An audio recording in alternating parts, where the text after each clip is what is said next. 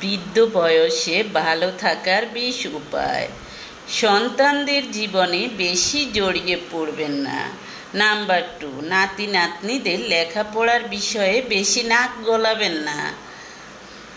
Number 3, পুত্রবধূ ও জামাইকে ভালোবাসুন, ওরা আপনার ছেলে মেয়েদের পছন্দের মানুষ। নাম্বার 4, সন্তানদের বৈবাহিক ব্যাপারে বেশি মতামত দেবেন না। নাম্বার 5, জ্ঞানী স্বভাব বর্জন করুন। নাম্বার 6, একাধিক সন্তান থাকলে নিরপেক্ষতা বজায় রাখুন, পক্ষপাতিত্ব বা দলাদলি করবেন না। নাম্বার 7, আমাদের সময় এটা হতো ওটা হতো সারাদিন এসব কথা বলবেন না, এগুলো অতীত, আপনার ইতিহাস যা নিয়ে কেউ ইন্টারেস্টেড না। নাম্বার 8, রাজনীতি নিয়ে বেশি মাতামাতি করবেন না, আপনি কিছুই পাল্টাতে পারবেন না। নাম্বার 9, নিজের অসুস্থতা নিয়ে যতটা সম্ভব কম কথা বলবেন।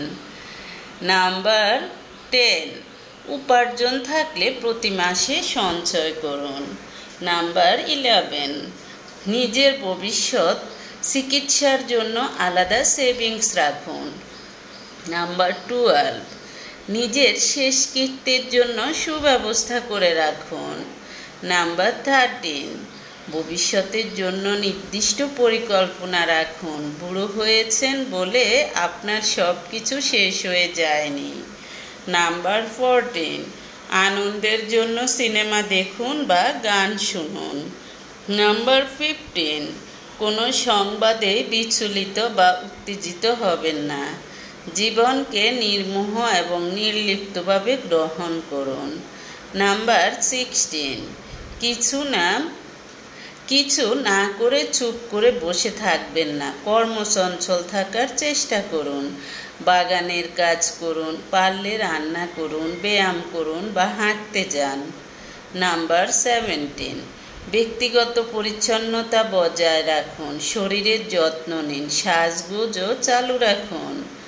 নাম্বার 18, বয়সকে সাদরে গ্রহণ করুন, প্রতিদিন আনন্দ নিয়ে বাঁচুন। নাম্বার 19, নিজেকে কারো দয়ার পাত্র বানাবেন না। নাম্বার 20, বেড়াতে যাওয়া, বাহিরে খাওয়া বা অন্য কারো আনন্দের সুযোগ নষ্ট করবেন না, হাতে আর সময় নাও থাকতে পারে, তাই সচেতন হবেন, অন্যকেও সচেতন করবেন।